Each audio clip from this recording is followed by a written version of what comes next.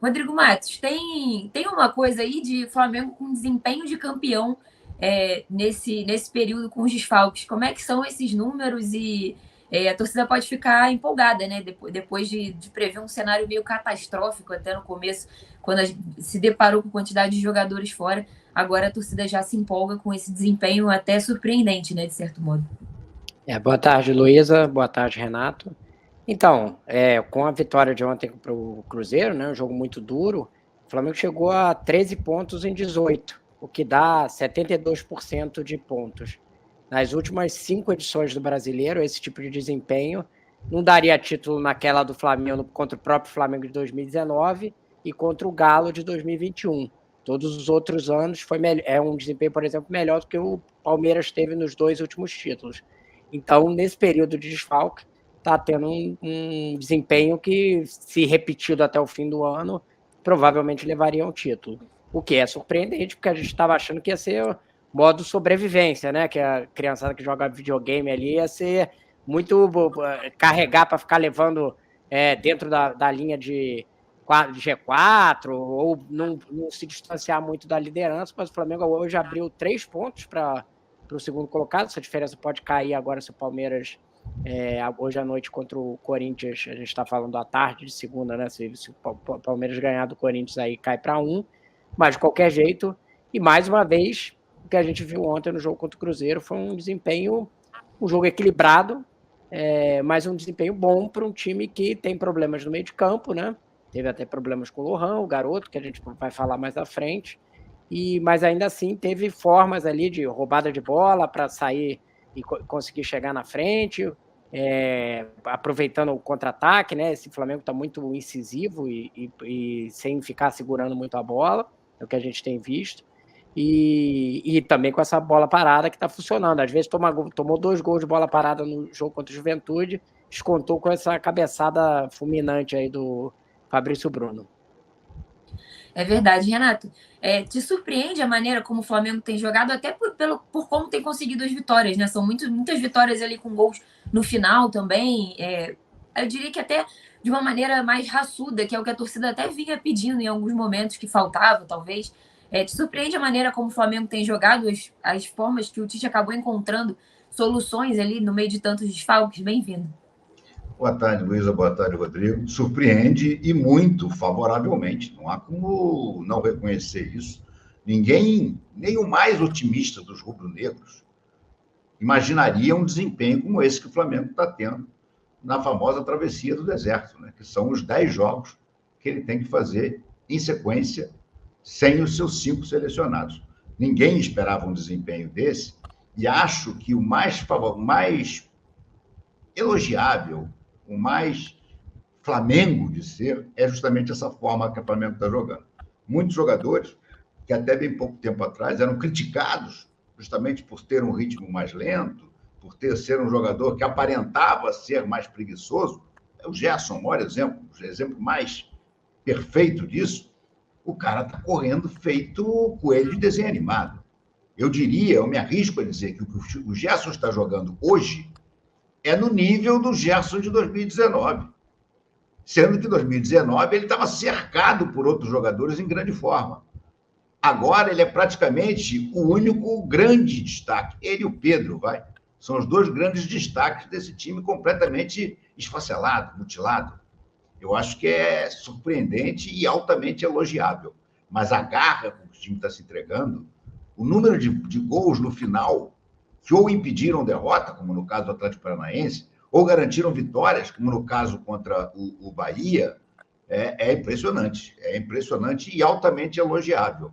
Eu não esperava, sinceramente, um desempenho tão bom.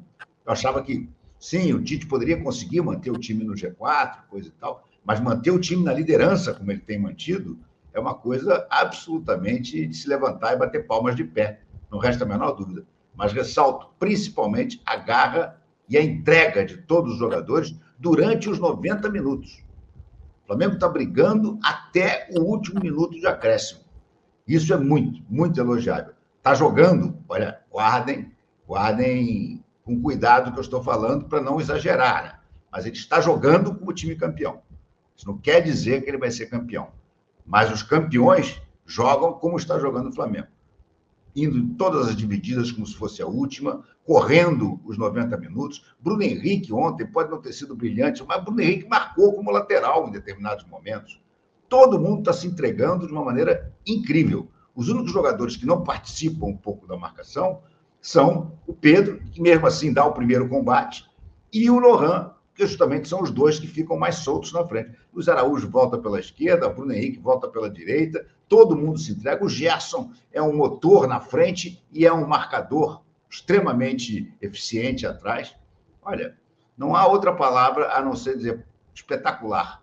Parabéns para o Flamengo nesses primeiros 6 jogos da travessia de 10. Renato, eu acho que o Gerson está jogando mais do que em 2019, na minha opinião.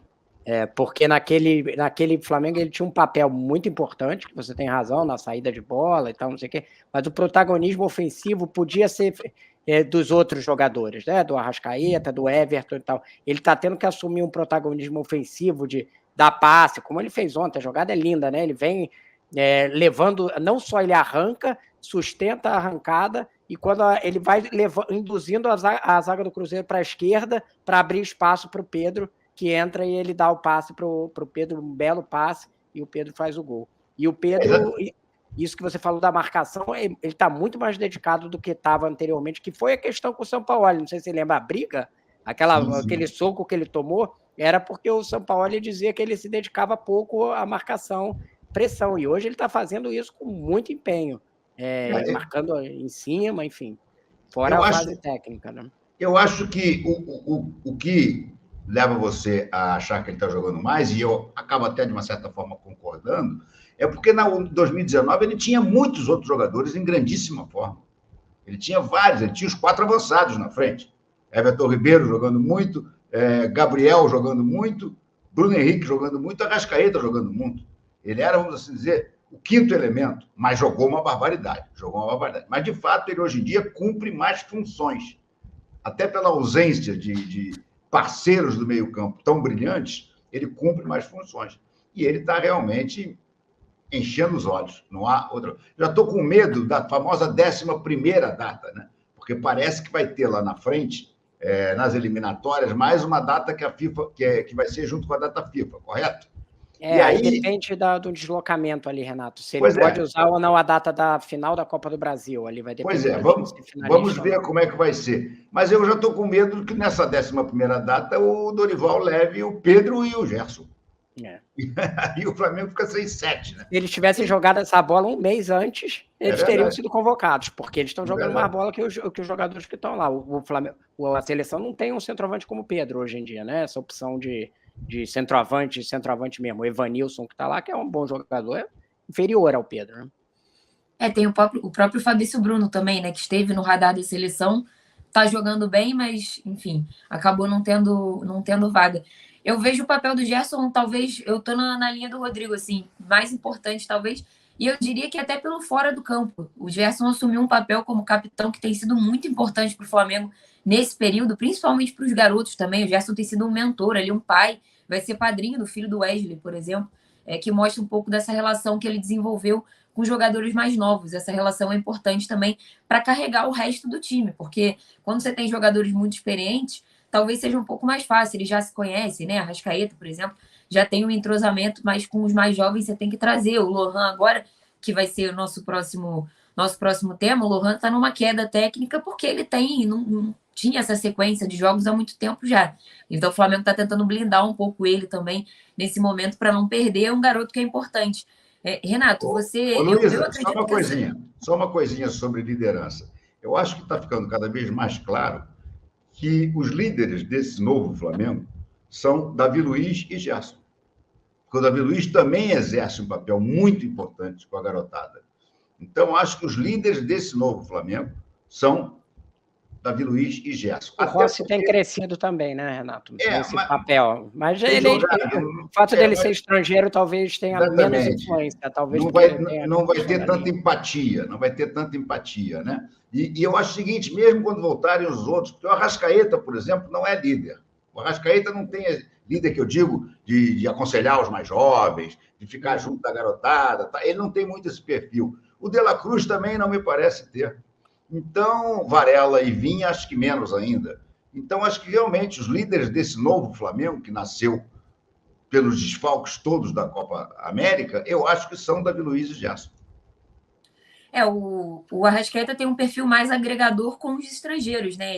A galera costuma orbitar ali em volta dele, que é importante para adaptação. Por exemplo, com os uruguaios, ele traz todo mundo para perto, o Rossi também, o Pulgar, enfim, todo mundo fica próximo dele, mas eu acho que o Gerson é mais realmente esse cara de falar com todo mundo, de dar o discurso. O Tite sempre falou que o Arrascaeta era um líder um pouco mais silencioso, né? Mais na dele, com palavras muito mais certeiras do que necessariamente discursos e tudo mais. Então, acho que o Gerson é mais esse cara e ele acho que muda muito, né, do que era no ano passado. O ano passado ele se envolveu com o Varela naquela confusão no treino, que o Varela tomou um soco do Gerson e tal. E aí nesse ano ele acaba mudando bastante o perfil dele ali. Eu acho que é uma mudança importante que está sendo muito boa para o Flamengo. Falando, o Gerson acho que vai provocar algo, que é a minha próxima pergunta. Quando os jogadores convocados voltarem, a gente vai ter um problema ali para organizar o time de novo, porque o Gerson acaba fazendo uma função hoje que ele não estava fazendo antes, quando tinha o time completo. Tem algum jogador, além do Gerson, que pode dar uma dor de cabeça boa para o Tite, quando voltarem todos, quando tiver todo mundo ali, o elenco completinho, para ele montar o time de novo e jogar com um time mais estruturado, mantendo essa boa fase, Renato? Eu não acho que ele vai ser dor de cabeça, não, Luísa. Pelo contrário, acho que ele vai ser solução. Vamos lembrar que o Gerson já estava jogando muito como meia-direita. Quando o Tite resolve fazer o 4-4-2 e desloca o Gerson mais para a direita, talvez tenha sido o momento com o Tite em que o Gerson começou a desabrochar. Agora, com a ausência dos convocados, ele voltou para o meio e aí continuou jogando muito no meio. Mas até ele ser deslocado para a meia-direita, ele não estava jogando tanto. Tanto que o Flamengo começa a se acertar quando o De La Cruz volta para ser segundo volante. Eu acho que o meio-campo do Flamengo, se há alguma dúvida, vai ser na cabeça de área. Embora eu acho que Pulgar vai acabar voltando a ser titular. Mas no momento atual, eu acho que quando voltarem os outros, o meio-campo é Pulgar, ou Alan, ou Léo Ortiz, não interessa qual dos três, De La Cruz, Arrascaeta e Gerson, mais fazendo a meia-direita. Eu acho que isso aí não vai ter mistério, não.